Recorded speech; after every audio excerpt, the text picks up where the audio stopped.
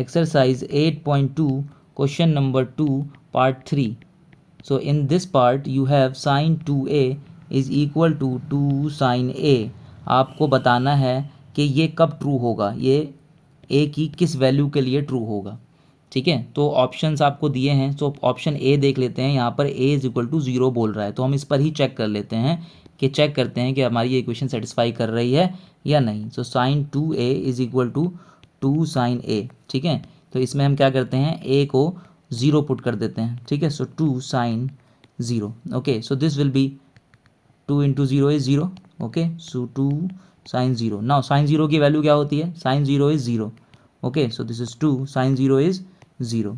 Clear, sine 0 is 0. So 0 is equal to 2 into 0 is 0. So it means my LHS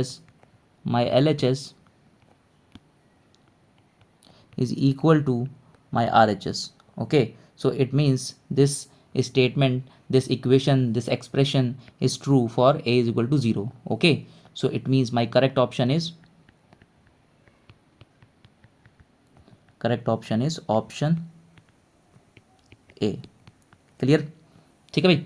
next अगर हम देखें question number 4, इसमें आपको find करना है what is the value of 2 tan 30 divided by 1 minus tan square 30. Okay, तो पहला step आप वैल्यू पुट कीजिए. आप वैल्यू पुट करेंगे तो 2 tan 30 कितना होता है, tan 30 कितना होता है 1/√3 whole divided by 1 minus tan 30 की वैल्यू 1/√3 और tan स्क्वायर 30 है तो वैल्यू का भी स्क्वायर हम कर देंगे. तो ऊपर कितना आ गया 2/√3 होल डिवाइडेड बाय नीचे कितना हो गया 1 माइनस 1 का स्क्वायर किया 1, √3 का स्क्वायर किया 3. देखिए यहाँ पर √3 का स्क्वायर किया तो कितना हो गया, दिस इज 3. क्लियर. ठीक है, सो नीचे आप क्या कीजिए, नीचे सॉल्व कीजिए. पहले नीचे सॉल्व करेंगे तो क्या होगा, नीचे एलसीएम लेंगे. This is 3 and this is 3 minus 1. Okay, clear. ठीक है भाई. So this is 2/√3 whole divided by नीचे कितना आ गया, नीचे आ गया 2/3. ओके, नीचे एक फ्रैक्शन है, इसको यहाँ मल्टीप्लाई में ले जाएंगे तो ये रेसिप्रोकल हो जाएगा. तो 2/√3 multiply by 3/2, 2 will be cancel out. Now 3/√3 आपका आ गया. ठीक है, तो अब आगे क्या करें, ध्यान से देखिए.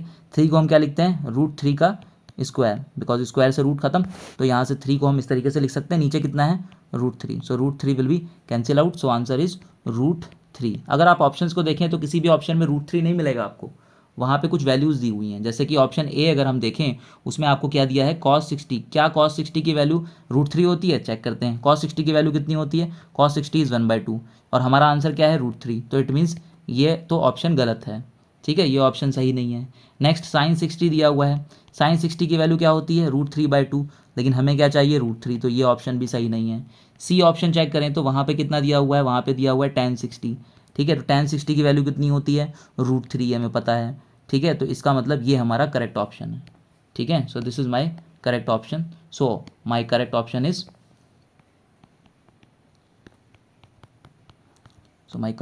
Is option C. Okay, so this is how आपको क्वेश्चन को सॉल्व करना है. तो पहले आपको जो भी क्वेश्चन दिया हुआ है उसको देखना है, समझना है कि हमें वैल्यू निकालनी है या प्रूव करना है. ठीक है, जो भी आपको करना है, चाहे आपको वैल्यू निकालनी हो या प्रूफ करना हो, आप सबसे पहले क्या काम कीजिए, सबसे पहले जो भी आपको फंक्शन दिया हुआ है उसकी वैल्यू, जो आपको टेबल आपने याद करी है, समझी है, ठीक है, वहाँ से वैल्यू उठाइए, वो डालिए और फिर सिंपल सिंप्लीफिकेशन कीजिए और आपको आंसर मिलेगा. ठीक है, कैलकुलेशन आपकी ठीक होनी चाहिए, इसके लिए आप 1-2 बार इस एक्सरसाइज को प्रैक्टिस कीजिए. ठीक है, और ये इन क्वेश्चंस को अपने हाथ से लगाइए तो आपको गलती की जो हो रही है वो नहीं होगी. ठीक है, ओके, चलिए ठीक. नेक्स्ट